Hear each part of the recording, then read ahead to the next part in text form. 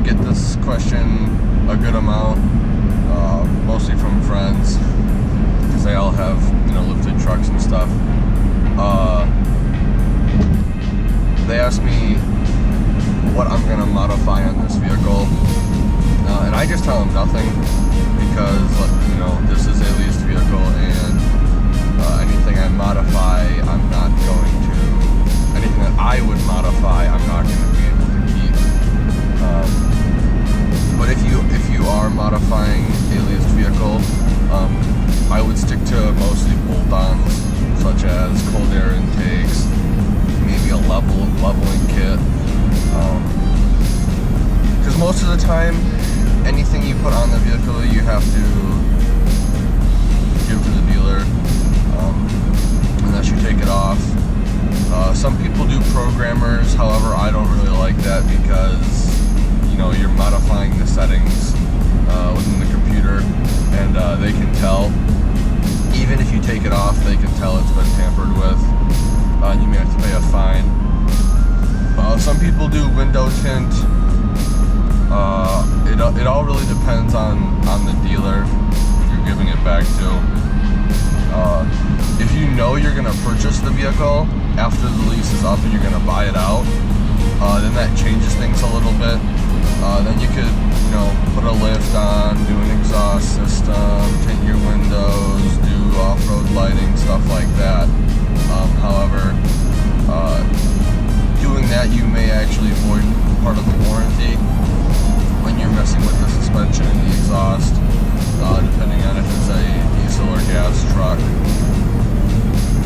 So I would just be careful on what you do. If you're, like I said, if you're going to buy the truck out or buy the vehicle out, whatever it is, you have more wiggle room on what you can do. However, I wouldn't really do anything until the warranty is off. So for most cars now, it's 3 years or 36,000 miles.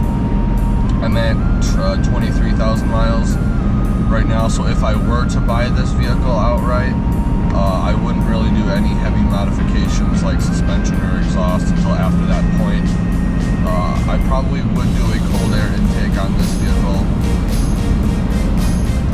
Maybe a leveling kit. I don't know, especially if I'm going to get a lift kit for it. But my thing with modifying leased vehicles is most of the time when you modify something like put a cold air intake on, it's not going to fit your next vehicle.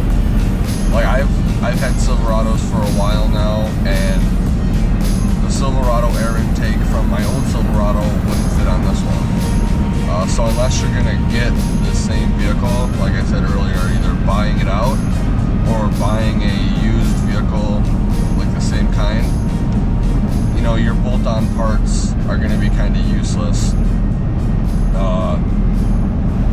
I'm also looking for a different kind of vehicle after this Silverado. Maybe I'll switch to Ford or Ram, depending on what kind of deals they have. Maybe I'll stay with Chevy, depending on what kind of deals they have. In my opinion, I think it's kind of a waste of money to modify a leased vehicle. If you just buy it straight up, then there you go. If you buy a diesel truck straight up, I know I said stuff about the warranty earlier, but there's certain components on diesel trucks that hurt the performance. I'm fairly confident you guys know what I'm talking about.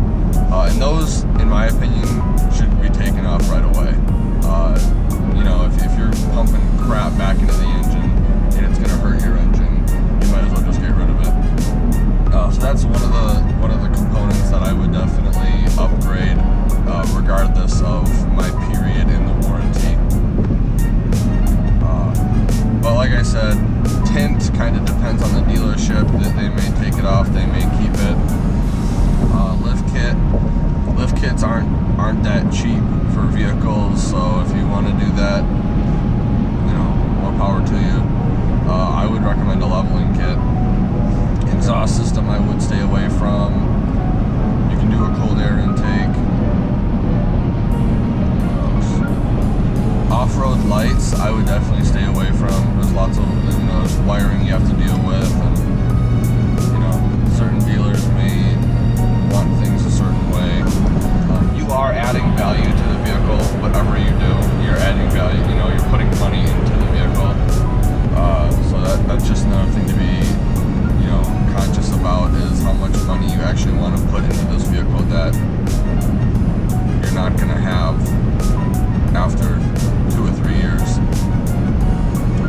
things, maybe for performance or fuel efficiency. You know, you kind of have to weigh the pros and the cons of it. So this is a new thing I'm doing on a separate note. I'm going to try to get videos pumped out Mondays and Wednesdays on my way to school. I live about, I don't know, 10, 15 miles from school maybe. So if you guys have any ideas or topics you want me to cover, you know, post them in the comments below or you know, message me on YouTube. But other than that, yeah, that's today's topic, and be sure to like and subscribe for more.